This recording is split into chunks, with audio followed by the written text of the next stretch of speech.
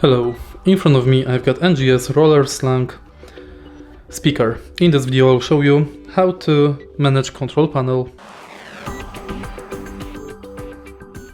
In the beginning, take a look at the top of your speaker. Right here we've got the control panel.